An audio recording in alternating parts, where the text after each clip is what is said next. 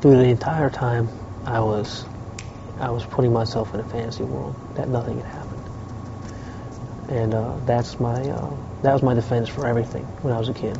Was if something went wrong, ignore it, it'll go away, and it worked a couple times, and that's why I believed it. You know what I mean? And I really wanted to believe it.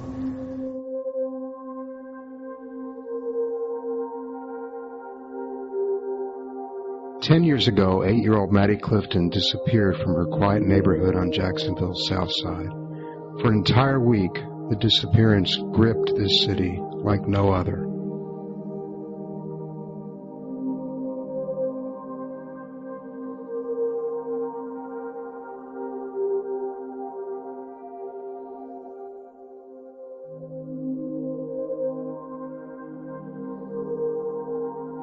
A week after she disappeared, Maddie's body was found, entombed under the waterbed of her 14-year-old neighbor, Josh Phillips. Josh was charged as an adult with her murder, convicted, and sent to prison for life with no possibility of parole. In an exclusive interview with the Times-Union, Josh wouldn't discuss the crime, but discussed a wide range of issues, including growing up in prison and how he thinks about Maddie all the time. I've grown a lot and I've matured a lot, and I can't really tell if this is just average. I've grown up maturing.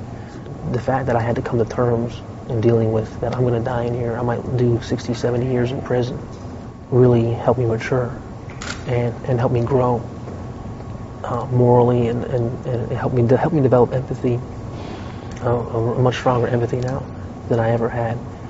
And I don't know that I was sentenced to say I got locked up, all right, and they treated me as a juvenile, and they said, okay, you're getting out at 24, because in Florida law, your YOs go up to 24. So if they did that, what would have happened? I'd be out right now. Matter of fact, I'd be out right now, and I don't know what would happen. Would I still be the same kind of person? Because I wouldn't have had to come to terms with a life sentence.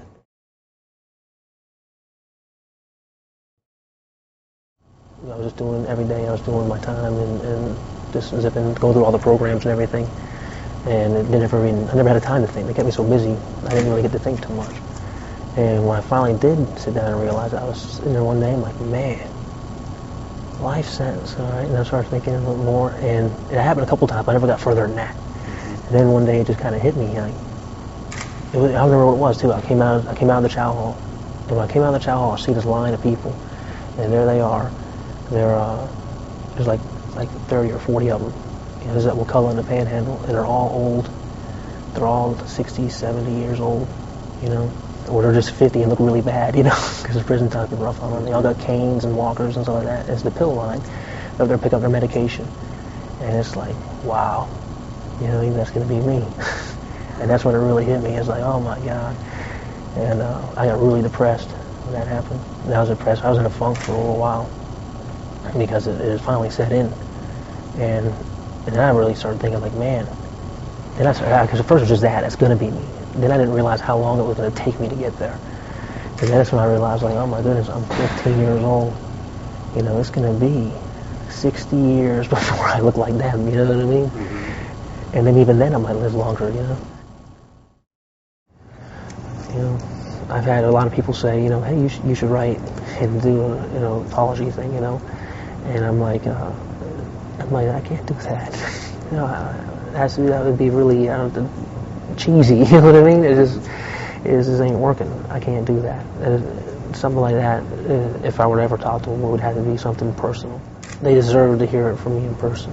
If it's going to be something like that, you know what I mean? And it has to be me there. And I have, you know, so they can see the sincerity. They won't be able to see it in a letter, you know what I mean? And they won't be able to see it through a phone call, or they won't be able to see it while I'm on TV with them or something, you know what I mean? They have to see it in person. And if they saw me talk to them, they would see it. They wouldn't have a doubt in their mind, you know?